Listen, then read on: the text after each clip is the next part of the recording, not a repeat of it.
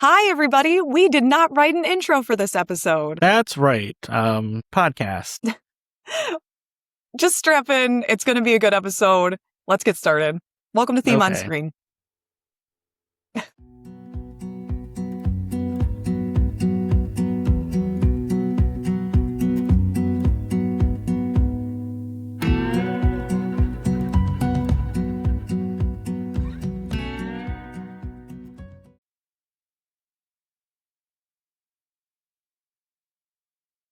Well, yeah, welcome everyone. We've made it to episode 35. I hope everyone enjoyed our top 6 of 2026 last week. Got a lot of really great feedback on that episode. Couple So did I. programming notes about that. Matt Turner texted me and would like everyone to know that last night he did pay to rent a movie. So he just wants everyone to know that I am a liar and he's not actually that cheap. And I think people were kind of upset that we didn't have a video from last week because they really wanted to see this guy, Digger. So hopefully the video is working and everyone can see my 41-year-old stuffed animal that is missing an ear because my dog ate it. And yes, he will be in the upcoming Tom Cruise movie. It's about him. So It's actually just Tom Cruise and Digger. Yeah. What is he So- again? A badger? He's a mole because, moles dig underground. So that's where he gets his name from. And if you ever forget Yeah. his name, it's on his shirt. Yeah. Because it was the Shirt Tales. Do you remember the Shirt Tales? Did you ever watch that? It was a cartoon. They all No. had, I think their shirts could do magic powers. So when I was a baby, my whole room was decorated with Shirt Tail stuff. I don't remember it because I was a baby, but I have Digger and I have Kip. She's a little kangaroo, and they're my good friends. So Yeah, wow. Something from the early 80s that early I've never 80s, heard of. yes. Yep, never heard of Well- Shirt Tails. So if you guys know Shirt Tails, drop it in the comments. Let us We know will if probably you- be starting a Shirt Tales rewatch spinoff podcast sometime soon. So It's just going to be you and Digger, to be honest. wouldn't that be funny if I just had a And Kip. one-sided conversation with a couple stuffed animals? I think I might Well, actually you know what would do be that. worse is if you gave them voices. Like, what did you think of If the I did movie, vo- Digger? Oh, it was really good. I love it. Is that what That'd be you think Digger worse. sounds like? Well, I mean, he's going to sound like you. I was just trying to do a voice that was like a little different. Oh, okay. Is he more gruff? Is he like, this movie was really good? Yeah, I kind of feel like he would be a little more gruff and Kip would be a little more high-pitched because she's a girl. Yeah, that, and she has to like bounce around. Yeah. She's a little kangaroo, though, so... She's a Joey. Yeah, Joey. Thanks. I couldn't think of what it was called. She's a Joey. And her shirt actually does have a little pouch on it, too, so... For like a littler Joey. Yeah, but it's really small, so it would have to be like a toy Joey. What did you put in there? Like your teeth for the tooth fairy? No, I don't think I ever really stored anything inside her pouch. I don't know. Why We did I didn't have- automatically go to teeth? Do I don't need to know like either. think about that? Do I need to think about why I went to teeth? Probably. I don't know. That's what people really come to this podcast for, our psychology deep dives. Well, if What do you anybody think? knows anything about the psychology behind loose teeth, just let me know. It's starting out really well. Yeah, we're doing a really good job. It's Do you gonna want be to a get good into week. some witty banter? Because Isn't now I this have the witty something- banter? it's banter. Is it witty? that we have yet to Fair. see. Fair enough. Okay. Yeah. It's frankly just banter. But how was your week? My week, it's pretty good. I don't know if we had book club. That was kind of fun. I saw my nephew. He's almost 2 and he can kind of say my name now. So he's Oh. taken to blaming things on me when I'm not there. So we were over hanging out at my sister's house on Wednesday and he sat in his water table. So he was soaked so that he ended up taking his pants off. And then when his dad got home, his dad was like, "Who told you to take your pants off?" And he, of course, answered Paul. So thanks, crew. That's really cool of you. Yeah, Katie and I had a nice fire last night and had one too many ecto coolers and vodka. One too many. What's one too many? 3? 300. 300. Yeah, I heard about the ecto coolers. Listeners, a couple episodes ago, we brought up this is a 90s summer. And so ecto cooler has been making its way through our friend group. And Paul decided to give it a little spike. So You say it's Did you from- say the- did you say the recipe for the listeners? It's Tampico. Tampico, lemonade, and green food coloring. That's too easy. It's almost too It's too easy to easy. drink ecto cooler. Too easy. That's the way it should be. It's God intended. That's what when he put all those in, nope, that's Noah's Ark. When he split the Red Sea, I'm not very good at religion. I'm so sorry. I'm trying to learn. But he said, Adam and Eve, ecto cooler. Maybe if more The Christians silence is deafening. took that message to heart, we'd have less conflict in the world. If everybody just drank ecto cooler with vodka, we'd have a much different, different world. Anyway, what about your week? Did you do anything witty, fun? Oh, okay. Well, you say what you were gonna say. I didn't do much. Just hung around with Chuck. I've been watching Game of Thrones again, doing a rewatch. I think this will be my third time watching it, but I'm just thinking a lot about, and spoiler alert, but you guys have had a lot of time to watch Game of Thrones, so if you haven't done it already, this is not my fault.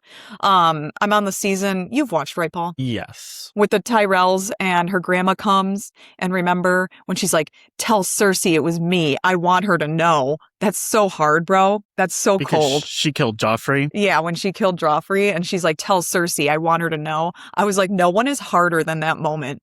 Like, and the memes that they made with the glasses come down on her, like, because she's just so cold. Love that part. And then, yeah, we're just watching Hacks as well. We're just doing a lot of shows. And then today, the day that we're recording the show, Katie and I went to a farmer's market and had a lovely time. Katie bought a bag of meat. I've already had a couple of the meat snacks. You did eat the meat snacks? Were they good? They were good. Support local farms and butchers, and yeah. Yeah, the guy seemed really nice. He was very talkative and very knowledgeable about his meats and an animal that he's using and things like that. So I kind of blacked out a little bit because I don't eat meat, so I didn't really care. But he seemed like a nice guy, so good for him and good for his farm. Yeah, and I bought some good veggies. for us having a meat connection. Yeah, now you got that meat connect, bro. Well, I see on the outline you did put any new purchases this week, and Katie and I are currently poor and almost homeless, but the one thing I did purchase, Avengers Doomsday tickets. Sick. So 5 months in advance, we have tickets to go see that movie because they went on sale this week, and I looked at the theater and it was almost sold out completely. So I was like, well, can't hurt to buy tickets. So I did. Well, you might not have a home, but at least you'll be able to go to the theater that night. Exactly. We will probably we'll just buy tickets for every showing so we can just stay in the theater all day because it's cheaper than paying a mortgage. Yeah, I mean, $8 or whatever. I am, I guess, not super interested in Marvel anymore, to be quite honest. It was only a few years ago that John and I did watch of all of them because, I mean, I hadn't really seen any besides Spider-Man because he's my guy. And I think I'm just over it. I'm just so over like the multiple timelines and where everybody's at. And now they're saying that wasn't actually Captain America in the trailer. Like, how am I supposed to know? At this point, how do I know? I don't know. Yeah, that's why I didn't ask you if you wanted a ticket because I just knew you weren't interested anymore. And to be fair, I might not be interested anymore either. I guess we'll see how this movie goes because a lot of the feedback for the trailer was pretty negative. So yeah, I mean, what's your opinion? You think this is kind of their last shot? Like if they can slingshot this into the whole next gen, I guess, or whatever you want to call it.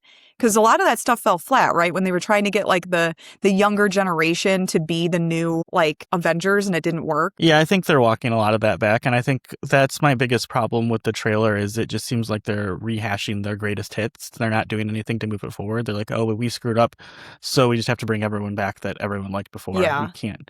So I think, yeah, I mean, they might be done, but we do have the X-Men coming up, and if the rest of it kind of falls by the wayside, I think people are going to be excited about the X-Men no matter what, because obviously, other than Spider-Man, I think that is the most popular Marvel property, and it's my favorite, and I am excited to see some new X-Men.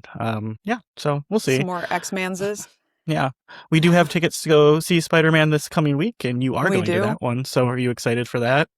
I've always been a Spider-Ho, if you will. My Spider-Man is Tobey Maguire. I feel like I've mentioned that on this show before. But I really like Tom Holland. I like what he's doing. I love him and Zendaya, obviously. And so I'm interested to see. I think my bummer, and it's not even like an actual bummer because it's more for her than it is for me. But like poor Sadie Sink, like she can't even walk any of these red carpets because whatever her role is so under wraps that she hasn't been on a red carpet. Like she's not doing any interviews, which I guess honestly, as an actor, if you didn't have to do any of that, that'd probably be great. But do you believe that she's going to play Jean Grey? That is what the internet seems to be saying. So yeah, I hope so. I think she would make a good Jean Grey, especially just because she has red hair. Like they're going. Yes. Well, I think she's a good actress. I mean, she was probably one of the better parts of that last season of Stranger Things, which sucked. So she was in a wheelchair the whole time. No, she was in that like mind palace with the little girl. Oh yeah, you're right. See, I completely forgot that she was also doing that. Because that was just very weak after Will got his powers. Spoiler alert. Yeah, I mean, I hope that it does lead to something just with all of this talk going around and then we get there and she's actually just like friend of or something. That would be just like a real bummer. She's like live in Peter's apartment building or something. I think it's going to be Jean. I think our back door into the X-Men. We're going to start with Jean Grey. And then tonight, possibly, we will get a cast reveal for X-Men. A lot of people think that's going to happen at San Diego Comic-Con, which in the Marvel panel is tonight at like 6:30. So okay, yeah. So we're going to have to keep an eye on that. And other Marvel fans. Other Marvel fans, keep an eye on that. Let us know what you think. Is she Jean Grey? Drop it below. At Sadie Sink. Please don't at Sadie Sink on our behalf. Leave the poor girl alone. She's cool. She likes our show. Okay. Yeah. You heard it here first. This show is endorsed by Sadie Sink. We can say that honestly. We can say that with 100% certainty. Anyway, my last question for you is, what's the best thing you ate this week? You didn't ask me movies watched. What movies did you watch? I've only watched one since we saw the Odyssey, and I need you to drop my theme song. Paul's Media Corner. I watched the movie Charade with Audrey Hepburn and Cary Grant. You see, I have the lovely Criterion 4K. That is up your alley, Paul. Here. It is up my alley because obviously I really like Cary Grant, and Audrey Hepburn is probably the most beautiful person to ever exist. And the only movie I had really ever seen her in before was Breakfast at Tiffany's, which is quite problematic. But she was great here. They were both great. I think I wrote on Letterboxd winning recipe for success is just put like two of the hottest people ever in a movie together and like, let them have fun.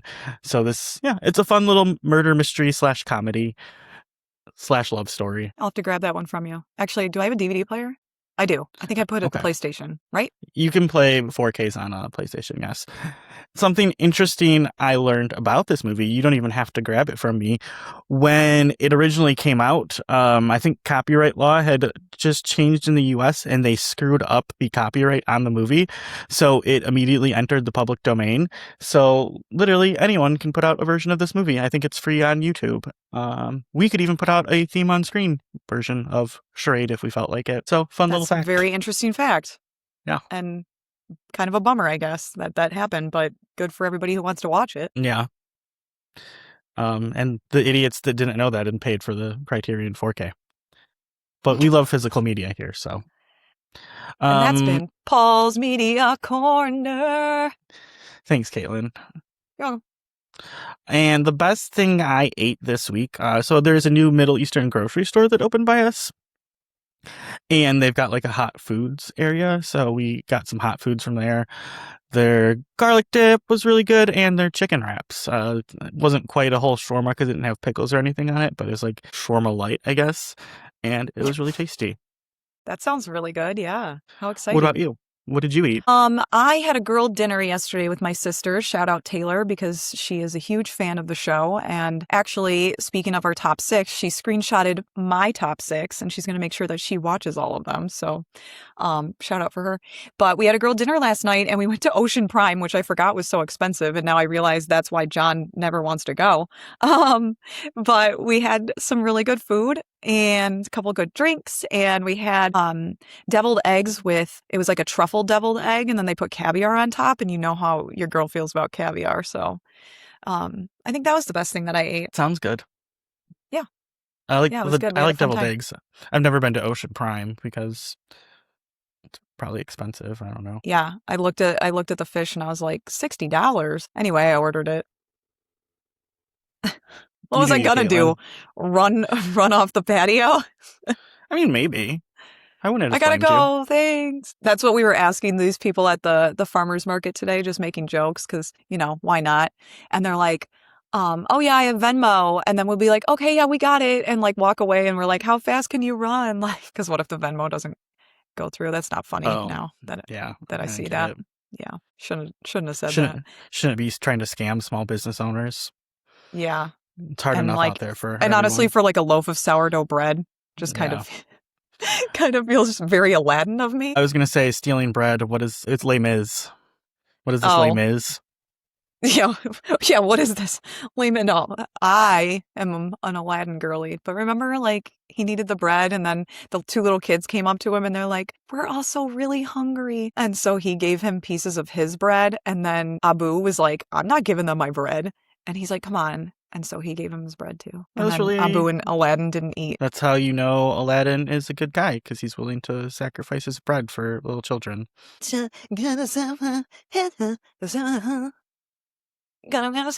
know, Aladdin. Yeah, I've seen it. Okay. Well, anyway, good movie. Yeah. Do you want to talk about the Odyssey? Yeah, let's jump into the Odyssey. You know, listeners, before we jump into our talk about the Odyssey, there is one other thing I did this week. And that was I just really got back into Pokemon Go for some reason. So I've been playing a lot of Pokemon. I'm really trying to catch them all. And I'm going to drop my friend code into the episode highlights so that you can all be my friend on Pokemon. That's actually a really good idea.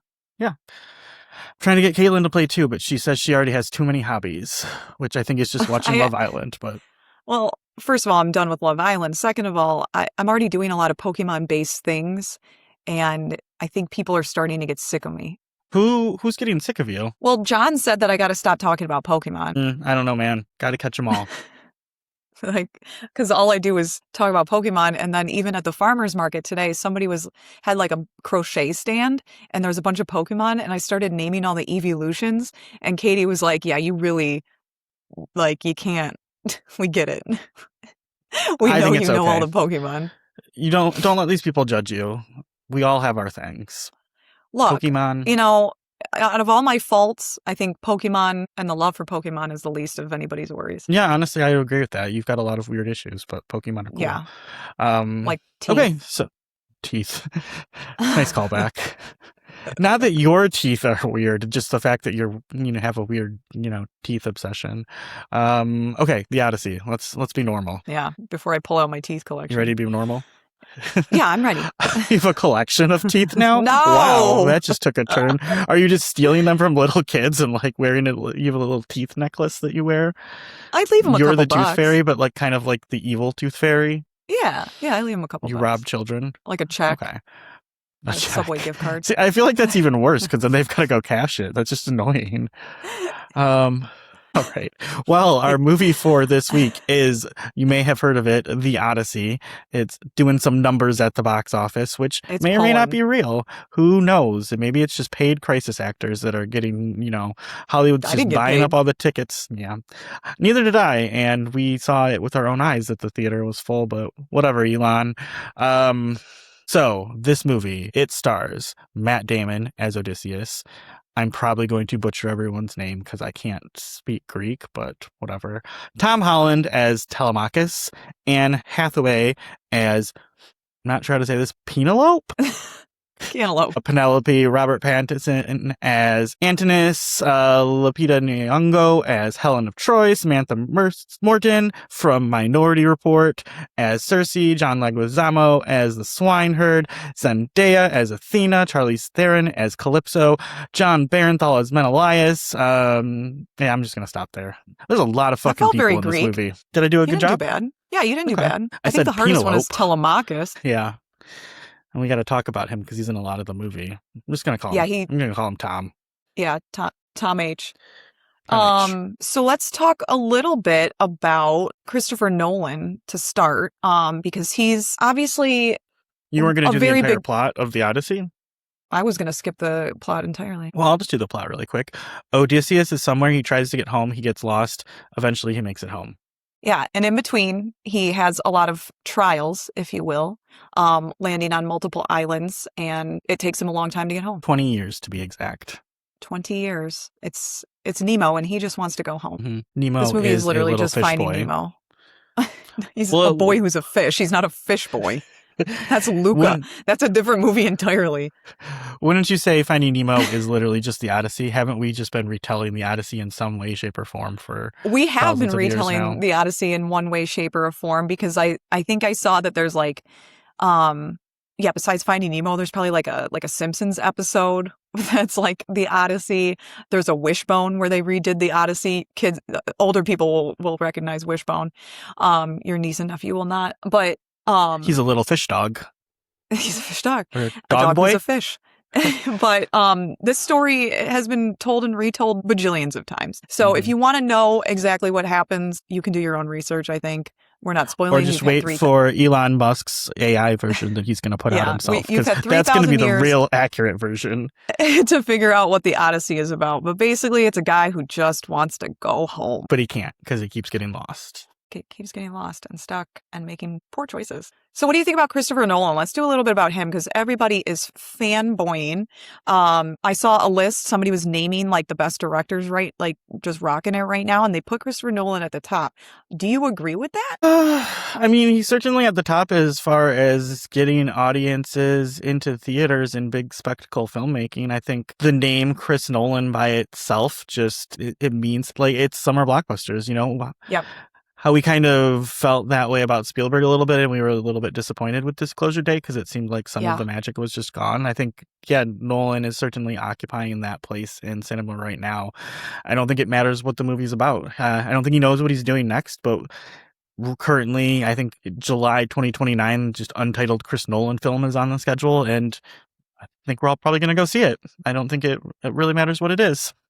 Yeah. I agree with the Steven Spielberg comparison because I think I even said it during our top 6. It's like Disclosure Day I wanted Disclosure Day to be like an Odyssey and it just fell, a little short. This is a summer blockbuster. This is what you go to the theater for. If you have the opportunity to see it in the IMAX, the 70 millimeter, you need to do it. I know that sounds like we're being pretentious or whatever. And I got to pay more. There's no seats, like all this other stuff. See it as he wants you to see it.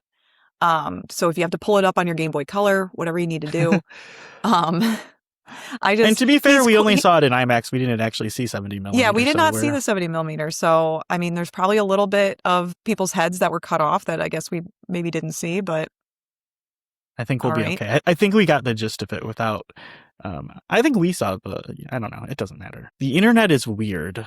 I guess that's one of the themes of not this movie, but something that Chris Nolan just brings out in people. Like, internet really just loves to get upset about everything. What are they upset about? Because they have to go and see it the way that he shot it? Is that the big bugaboo? The thread that I saw was this movie literally punishes poor people because it's more expensive to go see. And it's like, oh, you're so poor that you can afford an $8 ticket, but you can't do the like $3 upgrade to IMAX. Like, then don't go see it. Pick a different movie. Go to the movie Mystery Monday and see Minions and Monsters, if that's the case. Just, they like to be upset about things, Katelynn. Well, which is fair. I like to comment on how people are upset about things. They need to shut their mouths. Yeah, but so for me personally, he's not my favorite director just because my interests tend to lead more towards Wes Anderson, obviously. But he's still, I don't know, yeah, just like I said, his name itself is going to get me and presumably everyone else into the theater, and it's really cool. Yeah, I was going to say just like he has quickly risen kind of in my ranks. I don't think he's my favorite director either, because I do tend to lean more towards like a Nancy Meyers or like, yes, a Wes Anderson kind of vibe. J.J. Abrams. Oh, love it. But, I mean, as a family unit, John loves Christopher Nolan movies and actually I like a lot of his movies. So I don't see why he can't be in my top. I think he's great. We always talk about how well he plays with just time and science and things like that are just fun and interesting to watch. And yeah, bringing people to the theater, which for a long time, nobody was going to the theaters or we were going and having an awful time. And I will say, listeners, we had a wonderful time seeing this movie. Everybody was very respectful, but also because, like you said, got to pay a little bit more for the tickets. So they're not really fucking around and laughing and doing whatever else. Nobody set off fireworks, thank goodness. But we had a nice time in there. So yeah, I was going to bring that up too. Once again, our recent run of movie theater experiences has just been very positive, and hopefully that continues this week when we go see Spider-Man. We haven't had to get in any fights. Yeah. Hopefully nobody shows up in like a Spider-Man costume and starts screaming or something. I wasn't I worried just about gave myself an that. idea. All right. So, Do you yeah. want to name? I took a list though. If you wanted to, just name some of your favorite Christopher Nolan movies. Let's see. I can say I have not seen Tenet, Dunkirk, or Insomnia, so I'm missing those three. Okay. But obviously, yeah, Memento was the first one that I saw, and I really like that movie. It's really well put together. And I guess gun to my head, I would probably pick Inception as my favorite, Okay. but I haven't seen a lot of them in a long time, so I would be interested in doing a Nolan rewatch and just kind of seeing how I feel in the year 2026 or whenever I get around to it. But yeah, obviously the Batman movies, I had a lot of fun with all of those. That was kind of Mm-hmm. just, I don't know, showing people that you could do superhero movies in a different way. Obviously the Heath Ledger performance is iconic. Yeah, but probably Inception's my favorite. I think I'm gonna go watch Inception again right now. Show's over. He's watching Inception. Yeah, I put that one at number 2, but my favorite, I gotta go Dark Knight, like you said, just Yeah. because of Heath Ledger, and I will never stop loving that man. I miss him daily. I think about him. I think about him a lot for like somebody who thinks about a lot of things. So I put Dark Knight as my Teeth. favorite. And Teeth. Yep. And then I put the Odyssey up at number 3 now because I think it jumped up really high for me. And we enjoyed Tenet. We did watch that. And your nephew will be happy to hear that I put Interstellar a little bit lower because I am not an Interstellar fangirl. But Taylor said she and her husband are going to watch it, because she's like, oh, you really liked it. I was like, I mean, let's not go that far. I think you should see it. Yeah, I mean, I think I would like to see it on an IMAX screen if they put it back in theaters at any point. It was a good movie. I think we enjoyed it. Yeah, yeah. I wouldn't say like people who, like, some people really love it. Like that interview with Matthew McConaughey and Timothy Chalamet, and he's like, I watch it once a month or something like that. Like Timmy was saying, it's like, I'm not that person. I'm not going to be, it's a long movie. It's like a kind of, I hate to say, but like a strenuous watch. Like you can't just throw Interstellar on. I'm sure Yeah. Timothy at this point just throws Interstellar on, but it's not just like The Office. I can't just fold my laundry. It's not background noise. No, it's not. It's really not. But if anything, Christopher Nolan knows how to make a damn good movie. We'll just He does. say that. But he's not without his flaws, which I'm sure we'll get to in a minute. Okay. Yeah, any more Nolan thoughts in general before we dive into the movie? Okay, so I guess I'm going to get my very, very controversial opinion out of the way right here at the beginning of the movie. What Yep. I thought of the podcast, not the movie, but what I thought of the movie The Odyssey. Thought it was pretty good. I liked it. Pretty good. Controversial. So I guess it's controversial because I don't know if I loved it. There's been a lot of Okay. adoration from a lot of, people. Sean, Amanda, CR, I think they all said it was transcendent. And Oh. I don't think it quite got there for me. I just thought it was pretty good. It was a really, really good time. What did you think? I hesitate to use the word transcendent. Like I've had a really good martini that's been transcendent. That's just Do called I think drunk. Do I think that the Odyssey was transcendent in moments? I think there was some really, really stinking good moments, really stinking good, just parts of it, and the acting performances in some places. It takes a lot. I'm trying to say this not delicately, but I'm also just not able to find the words. But it takes a lot to forget that you're in a theater. It takes a lot to forget you're watching a performance. It takes a lot to forget that that's Anne Hathaway, the Princess of Genovia. And I'll talk about it later, but yeah, she has one moment where you forget for a moment, like I'm thinking about it back, that like you're not like it's not just Anne Hathaway at that moment. It's You really Cantaloupe. think it's Penelope? You know what I mean? So I just wrote, this is what I wanted in a summer blockbuster. I wanted something that was going to pull me out of the summer humdrum, the blues, the heat, the whatever. And I wanted that, I guess, transcendent moment. And I won't say it was overall transcendent, but I will say that there was moments that were. Just go see it. You got it. Yeah. I think you should experience it, especially if you are a movie lover. Even if you're just a Tom Holland girl or an Anne Hathaway girly or whatever. I medium plus liked it. It's fair. And I would agree that you should go see it. I did think the Christopher Nolan, his filmmaking style is just spectacular. It is just visually awe-inspiring. It's a spectacle, yeah.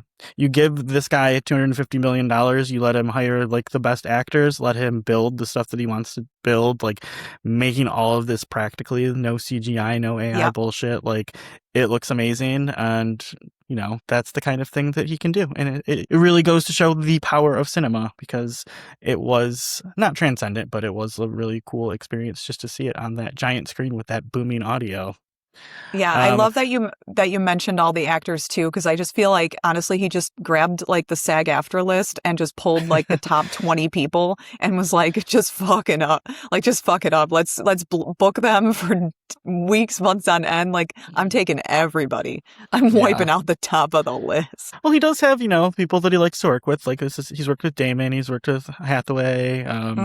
Yeah, so okay, so I guess I will get into my one criticism of Christopher Nolan is I think he is a weak writer of dialogue.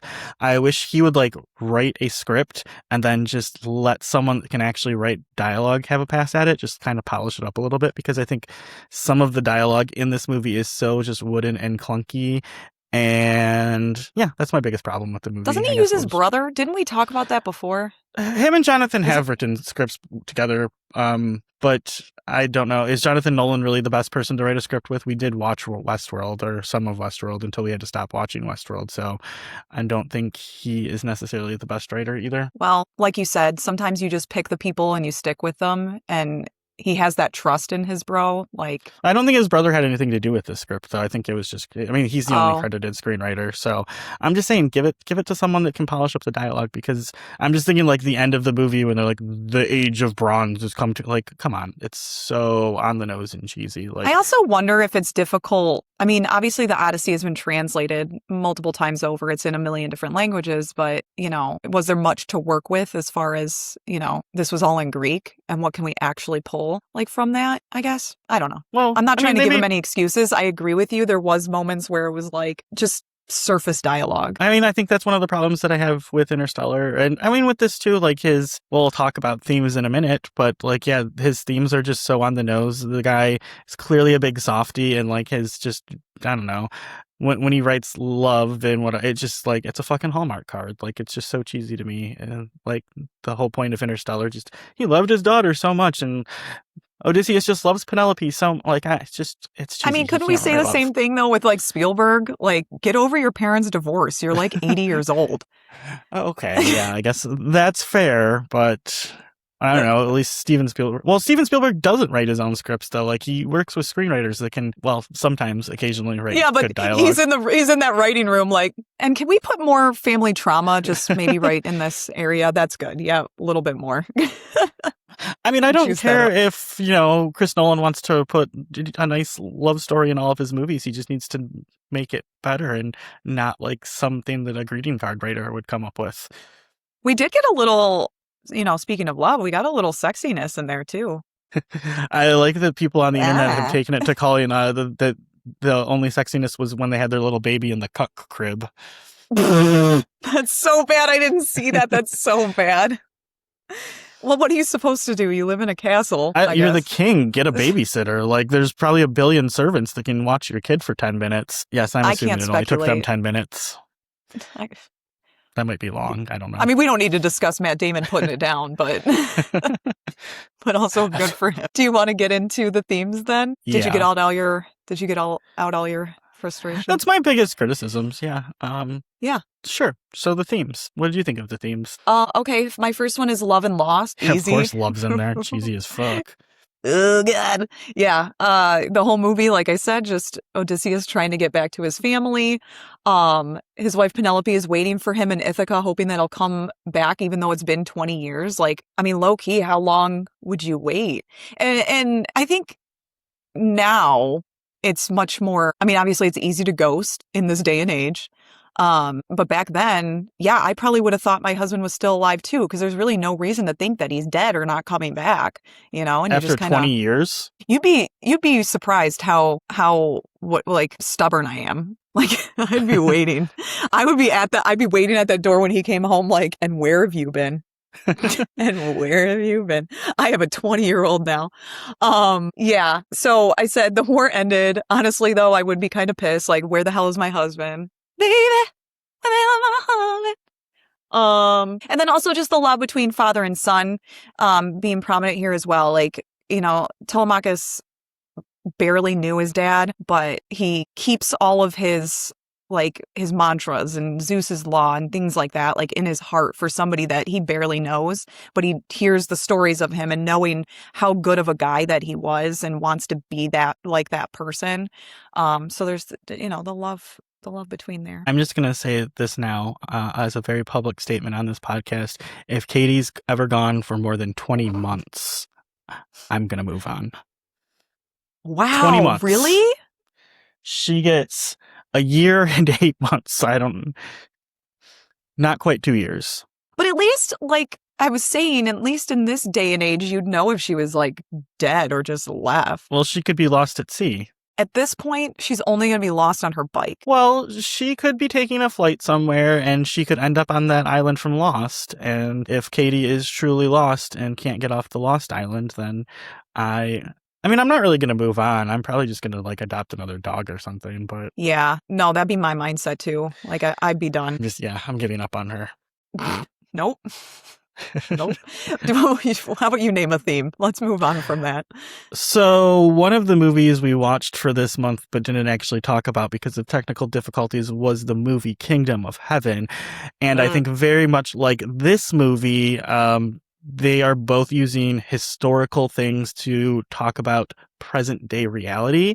And I do think what Nolan is going for in this movie is the way that societies collapse and how he feels about society now and just the shitty people in the world that are maybe leading us to the end of civilization as we know it. So I said, what is our Trojan horse in this day and age? Is it AI? Is it social media? Is it drone warfare? Like, what have we done that is causing society to collapse? I think it's probably all three of those things and probably other stuff, but yeah. Okay, I thought you were referring to like an actual person in the movie, and I was like, are you kind of saying like Antinous or something? But I see where you're going with it now. Collapse, so the whole Odysseus spends a lot of time being sad because he came up with the Trojan horse plan and violated Zeus's law. And then we see throughout the movie that like everyone's scared of these like incoming sea people. And then lo and behold, we find out, it's actually Odysseus. What he did, they're the sea people. They're the monsters that we've been afraid of this whole time. So yeah. Who are our monsters? It's us. We're the bad guys. We are, yeah. I mean, look at like all those things that you named. Look at all the things that we created, and maybe they had good intentions at first, maybe, but yeah, I mean, it was they're going to destroy us. The things that we create will destroy us. Mm-hmm. When we could just, send our pictures funny, or our friends funny pictures on Facebook or whatever, it was great, and then it just became something that completely has divided society and made our lives worse, and most of us are addicted to it. So I'm not saying that I'm not.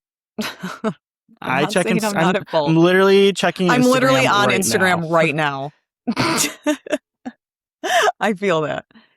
Well, I guess into that effect, I put kindness to strangers. As mentioned, Zeus's law is a big thing for Odysseus and a big thing throughout this entire film.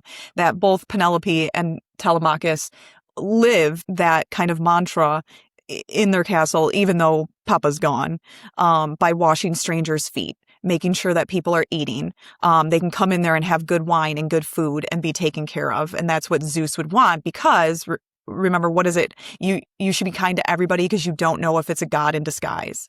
Mm-hmm. So kind of just living that mantra throughout the movie. So I just said kindness to strangers. Yeah. Do you know the problem I have with Zeus's law? You have to be nice to people? No, it's that they could be a god in disguise. Maybe you should just be kind to people regardless of whether or not they're just people. You don't have to be getting something from it. Well, yes, but who's to say that you also can't live it that way? Like, I guess you could also look at it the same, like thinking about God, like in religion right now, like just being kind to people because that's what God would want regardless. I guess sure. Yeah, without I guess thinking that everybody you come in regardless. contact with is Jesus. Yeah. But I feel like, just because they could be a god in disguise, it's like the carrot dangling at the end of the stick. You don't need the carrot. You could just be kind to people. Mm-hmm. Anyway, my next theme is the whole like idea and the nonsense behind great men. I think this is something he certainly does in Oppenheimer too, obviously. And, I think the movie has a lot of sympathy for Odysseus, maybe too much sympathy, but he's a fucking idiot. So I'm also not saying that Odysseus is Trump or Musk or whoever, but I didn't think that's what you were saying. You can draw parallels to those great guys that are actually just fucking morons. So a list of stupid things that I think Odysseus does in the movie, and there's probably more. Okay, go ahead. It's supposed to be this honorable thing every time he plucks his bow to give the animals a chance. That's dumb. They're fucking starving, and he might not be able to, because he just wants to be honorable towards animals, but he's gonna eat it anyway. Calm down, dipshit. When they're leaving, he doesn't follow Agamemnon's ships into the known routes. He's just like, I've had enough of him. We're gonna go our own way. We'll probably find our way home. Stupid. Spoiler alert: they do not. Yeah. He should have listened to Hamish Patel most of the movie.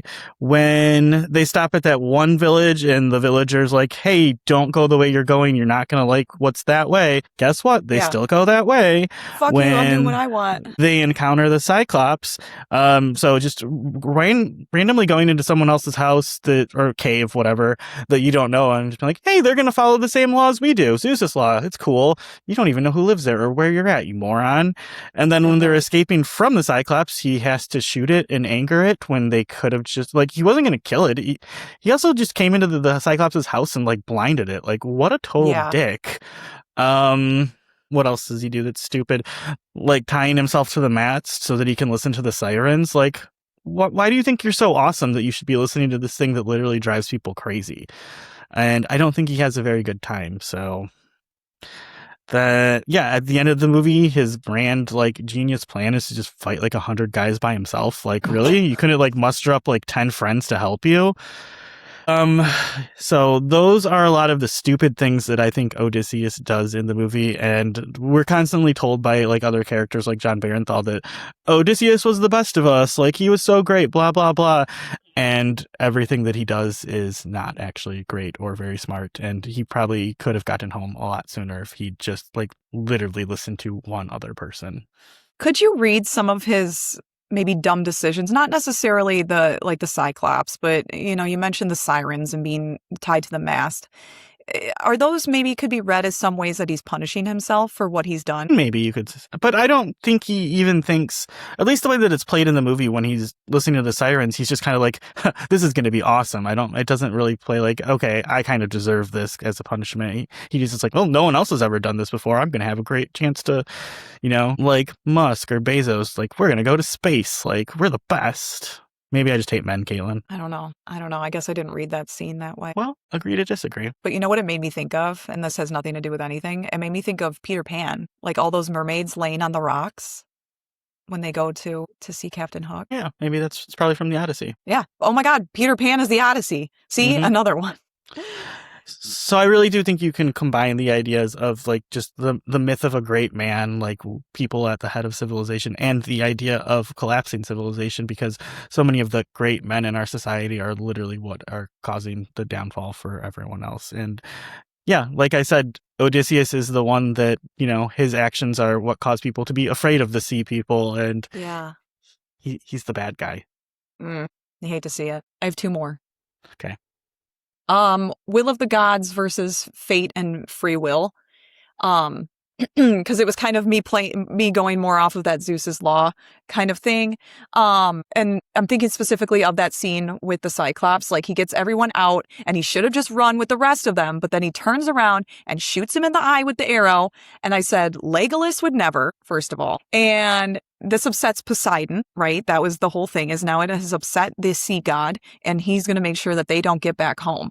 So also, to that effect, it's was it actually Poseidon who fucked with them and made them not get home? Or was it just the bad choices that Odysseus was making, throughout all of these trials, I guess, all of that kind of stuff. Because then he's got the Cyclops, Circe, the sirens, then he goes to hell. Finally, he's on Calypso and just with Calypso and being like stuck in He's side of his on own Calypso. mind. I mean, maybe at one point he could have been on Calypso. We don't fucking know. They didn't show us that. So that was what I was thinking. Yeah, I do have that. My next theme is just like the absence of God. I think he makes a very deliberate choice not to show any of the gods in the movie, other than Athena. But is Athena ever really there, or is it just a manifestation of Odysseus' guilt?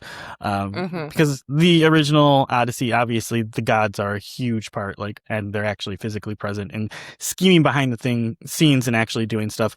And there's none of that in here. I did think a very interesting take that I read about the movie, I think from Kevin T. Porter, co-host of the Gilmore Guys podcast. Have you heard of him? Gilmore Guys, I love that. And he said, I think it was in his the show Letterboxd Gilmore review. Girl. Yeah, it's a podcast. Two guys watch Gilmore Guys, or two guys watch the show Gilmore Girls, and it's a recap podcast of that. That's great. Yeah. Anyway, he said that you remember the beginning of the movie when it says it's a time of apparent magic? Yes. The word apparent. Everything fantastical that happens in this movie, the sirens, the Cyclops, all of that. Yeah. All of that happens in flashbacks of stories that Odysseus is telling. So did any of that actually really happen, or is Odysseus just spinning tall tales? What is the absence of gods, the apparent magic? Was any of it real? Is that something that Nolan's going for there? It's not something I initially thought of when I saw the movie, but I do think it's an interesting take and an interesting read. So, would you also include him eating the lotus flowers kind of in that?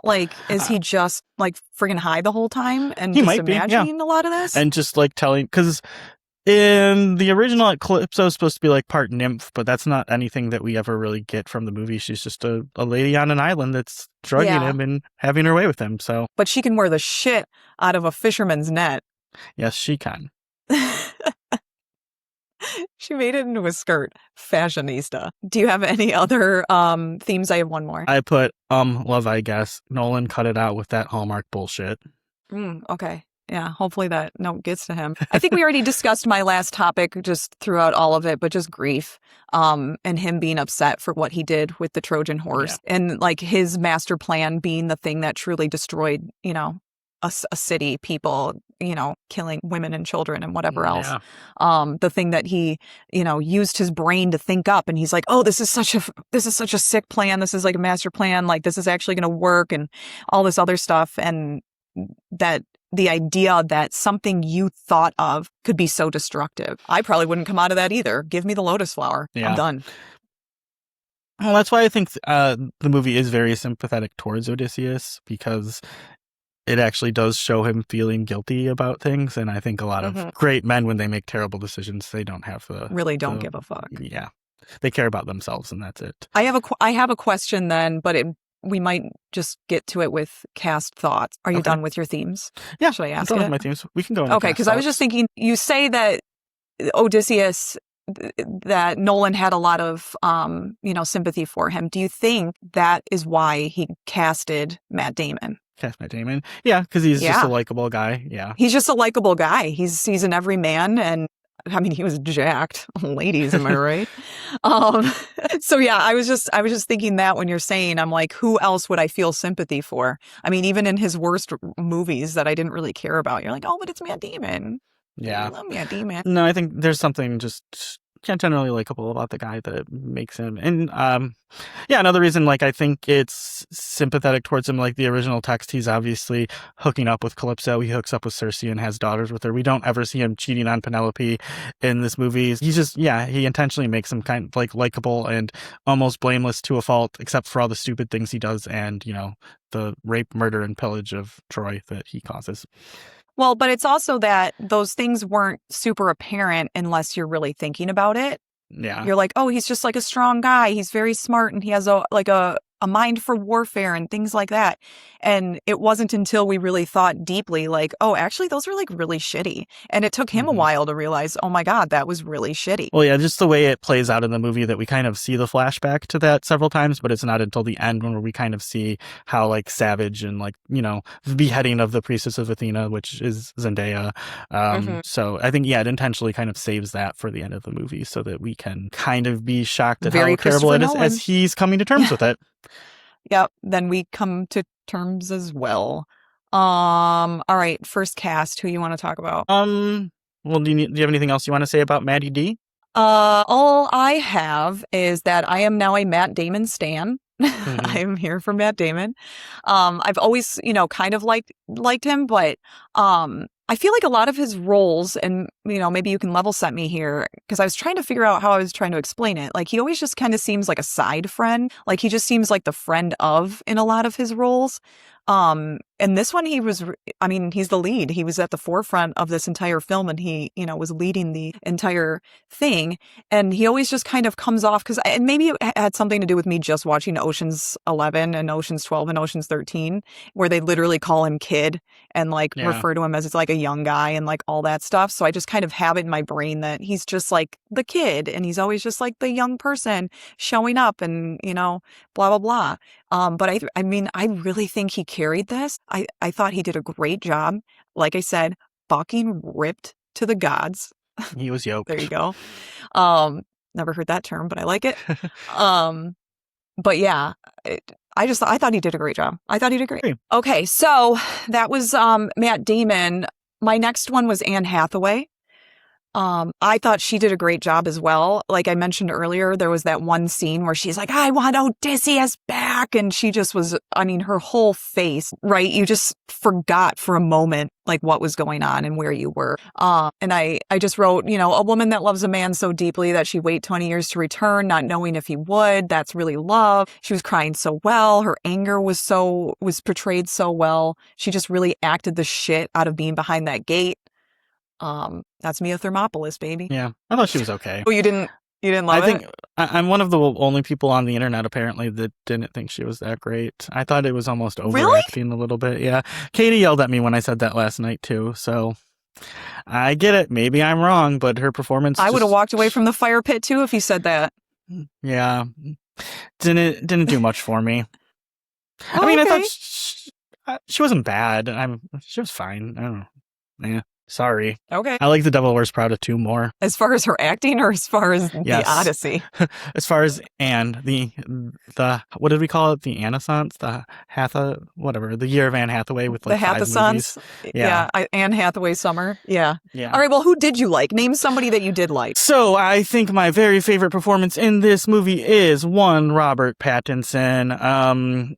Yeah. My hot take about Robert, I don't want to insult your little boy Timmy, but like so much has been made about Timmy, like, he's got that dog in him. He wants to be the best actor. Like he's trying so hard to get the award stuff. And I think Timmy's not the guy. I think Robert is the guy. I think Robert has the juice, but he's not so thirsty. He like, it doesn't seem like he wants it. He's not. He's having Timmy. fun with it too. Like most of the time he's just fucking around. He does not have any media training, so he just says some really unhinged shit, and he's just having a good time, like picking his roles, acting with his friends.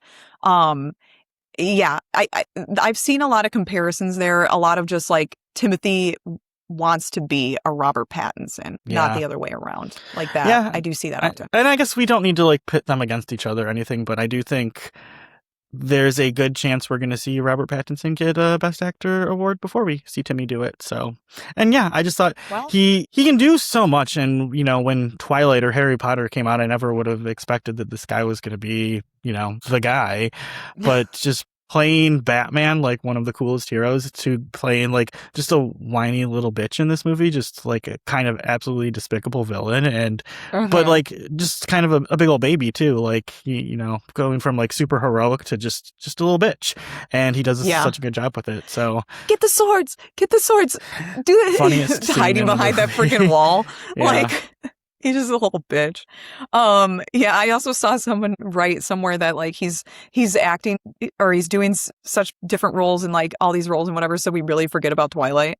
Like, he really wants us to forget that he's Edward Cullen, but I don't think he does. Like, I think that he respects the role, and that's a lot of what I say when he's just kind of like fucking around in interviews. Like, I think he said something about how like that Antinous was very like Jacob coded or something like that. Like he's just being a little brat. He's a funny guy. I like him. He's a funny guy. What did you think about Tom Holland? It's funny with Tom Holland. Like I feel like he's just been a part of our lives for so long now. And I was looking at his filmography and I was like, huh, I only know him from Spider-Man. I don't think I've seen a single other Tom Holland movie. So when I saw the cast, it's like, oh yeah, Tom Holland. But then in the movie, he's just kind of Spider-Man, but lamer. I think I told you when we left that I fully expected him to jump through that hole in the ceiling and just land like Spider-Man. Yeah. It's hard to shake a role like that. It's hard to shake I can't think of the term that they do, but like, for example, like Edward Cullen, and he was Edward for so long, and you would see the Harry Potter and you're like, oh, that's Edward Cullen. It takes a while to like shake a character like that. Mm-hmm. And especially with the fact that they were doing a lot of the Odyssey and Spider-Man promotions at the same time, it was almost interchangeable. It's like, oh, which movie is he doing right now? So he's really just like in our brains as Spider-Man right now in a huge way. I don't think that his performance was terrible. No, I think he has a lot of room to grow. Yeah, he's not the best character in this film by any means. But I'll tell you right now, I'm not the greatest actor there is either. But if Christopher Nolan gave me a call, I'm going. Like I'm showing up. Give me a call, Chris. I'm ready for 2029 untitled Christopher Nolan movie. Yeah, I think we pretty much agree, and I think you can be in the next Christopher Nolan movie. I will use my power as podcast host to make that happen. Thank you. I guess speeding along, since we are running a little long here, and we're only on cast thoughts, but John Leguizamo was great. Great. I guess I didn't know he had that gear. He could take it up a level, but I probably did know that. He's a good actor. I actually wrote that too. Because I mean, you kind of just know him as like a jokester, like a comedy guy. He's probably been in more serious movies that we just haven't seen. It's just it's not like I'm gonna seek out a John Leguizamo movie. Sorry, we might have to do John Leguizamo next year. The only thing I didn't like is when he dropped the dog off the cliff. He almost lost me there. He actually fully lost me there. He had to redeem himself. Katie almost lost it. I did think it's a really small part, but Elliot Page, when they go to hell and he has the little speech like, "Oh, why didn't you tell me?" That was really I could have helped. Yeah. And that was a dope scene too, which I'm sure we'll talk about as for cinematic moments. But that was a very cool, very cool segment. That's really all I have about cast thoughts. Like. Everyone that we didn't mention, like Hamish Patel was really good. Samantha Morton really good. Everyone was really good. Like, I've got nothing bad to say about anyone. Yeah, not even Anne. I'm sorry. I love you, Anne. She cares. Plot thoughts. Christopher Nolan can't just tell a story from point A to point B. He's got to do everything wacky and out of order. And he does such a good job with it. He's gonna mess with time. If there's one thing the band's gonna do. He is really good with it though, because I don't think it was ever confusing as to what point in time we were at or like what was going on. So like the man knows how to tell a story, just can't always write dialogue. It's fine. It's fine. I mean, there's not really much that you can say. Like the story, 3,000 years ago, it was written.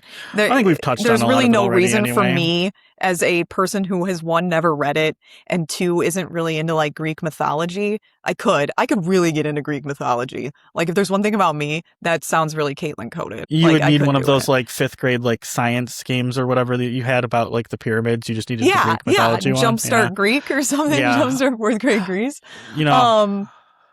But like I said, I don't think I'm the person. I'm not the person to analyze the Odyssey with you all. So Odysseus makes a lot of dumb mistakes. I guess the only thing I had here that I already mentioned was I think it takes it easy on him a little too much. I think that's a hallmark of his filmmaking is he does have sympathy for his main characters. Like I don't know if you're ever going to see I guess Memento maybe, but are you really going to see a Nolan movie where the main character is a real bastard? Well, can I ask, I mean, in the book, I guess you kind of touched on it a little bit that there isn't as much sympathy, but it's not like he dies at the end. Like he stayed true to the text. Odyssey. I don't know how I'm an English major, but I've also never read the Odyssey, so... I'm not an English... I actually chose a degree that I didn't have to read. What was your degree? Engineering? Communication. Does that check out? I mean, you have a podcast, so... Yeah, that's true. as I communicate. Are you looking up Jumpstart fourth grade No, I Grease? was trying to find what happens to Odysseus. Oh, well, we got to move on. We can't be Googling here, friend. Okay, fine. Yeah, so I don't know. I don't have much else to say about the plot. Do you? All right, well, how about some cinematic favorite moments to round this All out? right. Well, you know that I just love boats. I'm a big boat guy, so give me something Boats set and on the hoes. ocean. There is a scene where there is just a dolphin jumping out of the water while they're on the I boat. saw you. He did lean over to Katie. Listeners, his face like, dolphin? I love dolphins. What can I say? They're my favorite animal. So yeah, anything like on sweet. the water was. I know that I think they did film some of it on. They did in a tank on the water. Well, yeah, but a lot of it was filmed in real life on the ocean, and obviously that's really hard to do because the ocean's crazy and unpredictable. But it was absolutely beautiful, and you just had, every time that the camera pulls back and you just get a big old shot of the boat in the water. Beautiful. Yeah, that felt good. I put the Cyclops scene for all of its faults. I actually felt really bad for the Cyclops. Mm-hmm. I'm like, can we leave this guy alone? Like, he lives alone on this island. I don't think it's a Cyclops island. I think he's going through something personally and professionally, and he just wants his sheep friends. Like, let's not fuck with him. And then he shoots the guy in the eye, and he cries. And that sound that they got out of him and, the actor, whomever that was that did this, I mean, the sound that they got out of him and the way it rumbled in the theater, I was like I almost threw up because it was like, that's too much. That's heartbreaking. Yeah, that was a really good scene. I was listening to The Big Picture recently, and they were talking about whether or not the Cyclops should have been hanging dong. Do you think you would have liked it more if we'd gotten a big old Cyclops dong? No. Okay. I think we found our That's a clip for the very episode. important question. And I'm going to go no. Okay. My favorite part, as far as like the journeys to the various islands, I really like the part with Cersei when the guys were getting turned into pigs. Yeah, that was gross. Like, I didn't know Nolan had like straight up body horror in him. Just the sounds and like the tearing of the flesh and everything.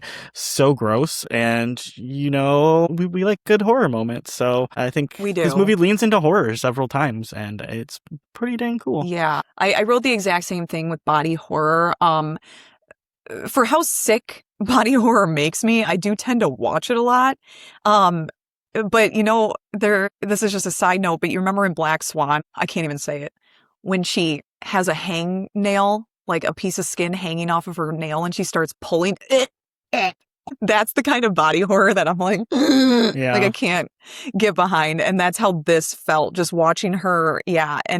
And then finding out, later that was all practical effects too. Like, they did not use any CGI. Like, she was kind of just molding these pieces of fleshiness. Ugh. And then at the end when she said, put your masks back on, girl. Yeah. Girl. Yeah, Samantha Morton was really good. Like, Katie just thought it was kind of funny that Minority Report was so recent, and we just talked about her, and now here she is again, just popping up in our lives. There you go. But I liked her. She can really play a weirdo. I guess I have a question for you. If you could turn Taylor into a bird, do you think it would improve your relationship? My sister Taylor? Yeah. I don't like birds. Okay. Because she's got her sister in like the bird cage, and oh, I forgot. I'm so sorry. I'm like, I don't get what you're saying here. No, I actually think that would make it worse because one, I'd have a bird in my like direct vicinity, and she'd probably make a lot of noise too. Probably be tooting all the time. Well, if you could turn Taylor into one animal, which animal would you turn your sister into? Do I have to? Yeah. I'm trying to think of something I could take care of. I would just make her a little dog. Little dog. Okay. Yeah, I just make her a little dog. Well, you heard it here first, Sorry, Taylor. You love our podcast, and your sister wants to turn you into a dog. He made me do it. Okay, I also really liked the siren scene, the way that it was filmed, the way that the music kind of goes out or just kind of gets really quiet when everyone's ears are deafened. And I like how it's filmed that, you can barely see them sitting there nude on the rocks. Yeah, I just they could have gone a different way. I was like, oh man, are we gonna hear the siren song? Like, what is it that sounds so good? Are we gonna hear like some Blackpink or something? But we didn't. Sick, bro. That'd be so sick. You see them like Blackpink. No, I think that was a good part. it puts you in the Odysseus part at that point, right? Yeah. Because it's like, or I guess the part of everybody else, because Odysseus heard it. So you were now a person on the ship as you went through. And honestly, if we had heard the siren song, could we have gotten all messed up too? But I don't also, think we would have made it out of the theater. No, we'd probably be stuck. But also to that effect, what does a siren song sound like? You know, could he, I think if he had gone the other way of trying to make a siren song, we'd all be, that doesn't sound like that. That's not a siren song. You know what I mean? So it's almost better and more mysterious for us to not know what he heard and just think of what you think it might be. And for me, it's baby husband, I've been in this so long to find me. We're really getting a lot of Katelynn singing in this episode. Yeah, this is very, very. This is what happens when we film on the weekend and like. We're both awake. I got to sleep in. Don't need to go to bed. Sleep in an hour. Yeah. All right. My next one is Hell. We touched on that a little bit, but I found out later, like I said, that they actually all got buried underneath the dirt, the sand, whatever you want to call it, and they all had little straws so that they could breathe, and they had to figure out how long it would take each actor to come up out of the dirt so that once they started rolling with the camera, nobody got stuck, right? Because so it had to take like, less than 30 seconds or something for them to get up, because what I think they said 70 millimeter cameras like 3 minutes, and then they'd have to switch the roll or something like that. But I had a feeling like we'd probably see hell represented or whatever. And then even when they started talking about, you're going to have to go to hell, I thought it was going to be like Hercules, like the cartoon. Like it was just going to be like they were going down the river. The river's like sort of on fire. You see like skeletons just like coming up out of the dirt and stuff like that. And I don't know, maybe Hercules would be there. Who knows? Maybe. So I like the way that they went, where it was almost just almost more terrifying this way. The vastness of it and all of your problems just rising up out of the ground to be like, hey, fuck you. I actually did read that aside from being buried, Benny Safdie actually died and came back to life. Okay. That makes sense. Yeah. Oh, that makes sense. What else? Do another one. Those are all my favorite scenes. I think I got them all. Okay. I also just wrote the Trojan horse. I thought that it was interesting the way that they went about that. And, they even put us inside the Trojan horse, which I thought was an interesting choice.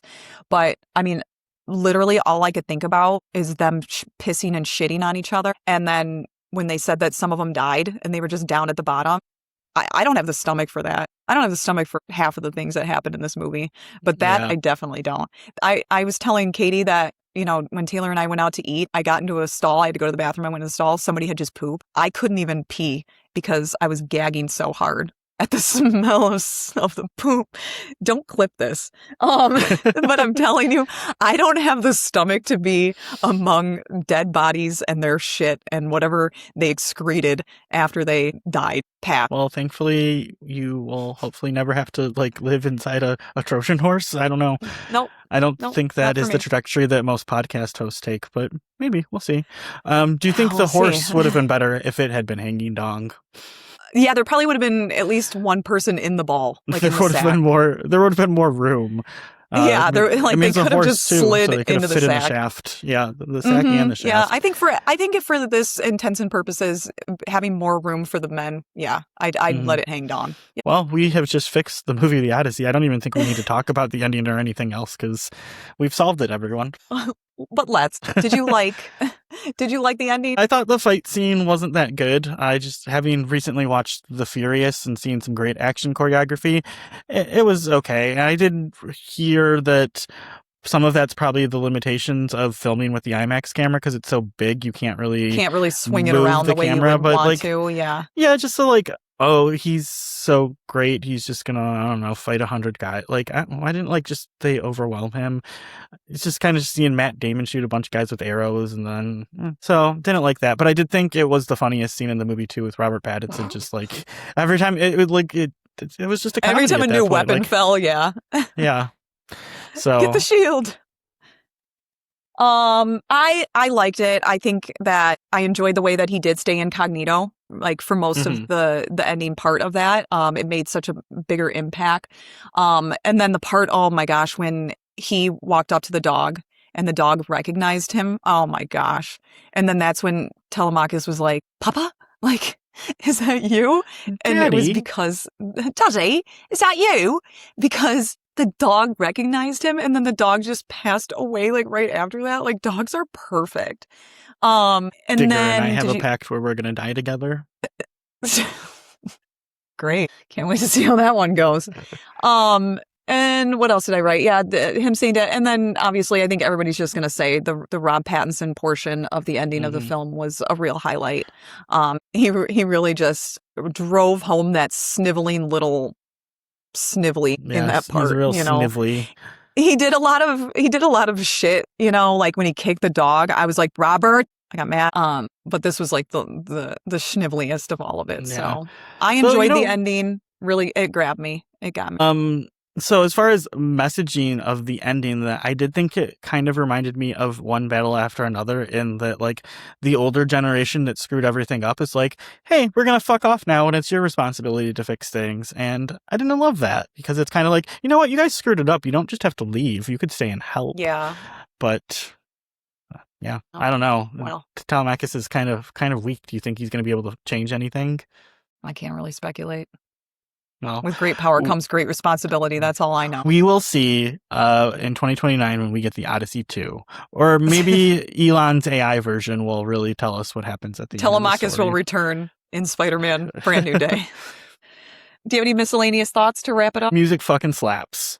Slaps. If there's one thing about Katelynn, it's that she loves Ludwig Göransson, a longtime collaborator of Donald Glover. So I've been with him for quite a while. Man can make music. Yeah, it was like every time, as much as I make fun of Odysseus for strumming the bow and giving the animals like a fair shot, every time that bow strum hits, it's like, oh man, like Pitt's just sweating out. And knowing that, you know, Ludwig had to make a lot of instruments as well because he wanted it, and him and Christopher decided that this should be very accurate to the time of what they were able to do music wise, and not just throw some random song over the top. Although it didn't the ending had a Travis Scott song. That was Travis Scott, James right? Blake and Travis Scott, yeah. And yes, that was good. That was good too. So yeah, okay, whatever you want to say. I'm not as much of a James Blake person as my wife, who really likes James Blake. I'm very into James Blake too. So my miscellaneous thought is just that, like, I'm so happy that we saw this. Get to your closest IMAX to go see it. This jumped up in my list pretty high for the beginning of the year. So if we do a new revised list, this is up there for me at least. Okay. Yeah, we'll see where it falls at the end of the year. I liked it and I would like to see it again. I'll say that. Mm-hmm. All right. Well, do you have any non-movie shout outs so I can use the restroom? The Incident at Galley House is a video game that I'm playing, and it's a mystery, and you're solving a mystery, and I really like solving mysteries, so that's been a lot of fun. Shout out to Ray. Ray's given me a lot of recommendations for other Backrooms stuff to watch on YouTube, since Backrooms was my favorite movie of the year. So hi, Ray. Ray's going to be back on the podcast soon. And yeah, Matt Turner, paid to watch a movie. I'm really proud of him. He's also playing Pokemon Go with me, so he's really rising through the ranks. I bet he is. I bet that he is. I just wanted to give a shout out to all my friends. They're really showing up for me lately, so thank you. That's you included, Paul. Whatever. You're welcome. And Charlie. I love you. I love you, Charlie. Charlie's a good guy. So is Buster. Yeah, he doesn't really listen to the show, but that's fine. What's next, Paul? Next up, we are starting a new month. Katelynn was like, we need to do some lighter movies. Can we just watch some comedies? So we're going to be doing a comedy month. And we will be watching a movie that found itself on both of our top 6 lists, Gail Daughtry and the Celebrity Sex Pass. Yep. You guys are going to like that one. So if you want to catch up with us, go ahead and get to the theater because it's still there, so you can watch it, and then, or just listen to our show and then watch it. I don't care. Do whatever you want. Frankly. Do whatever you want, including finding us on the internet and liking us. Yes. And subscribing. Yes. Like and subscribe, rate our podcast. We're on Spotify, Apple, all the good ones. Follow us on Instagram. Sure. At theme.onscreen. We're on Letterboxd, Theme on Screen. YouTube will be back up and running next week, hopefully. That's just search for Theme on Screen and you got us. So thank you for joining us for another amazing episode. I hope that you guys all get out to the theater to watch something. Yeah, something. Something. If you want to see Minions and Monsters, you do you. Everyone's got their own tastes. Mm-hmm. All right. Well, thanks everyone. We'll see you next time. Bye. Bye.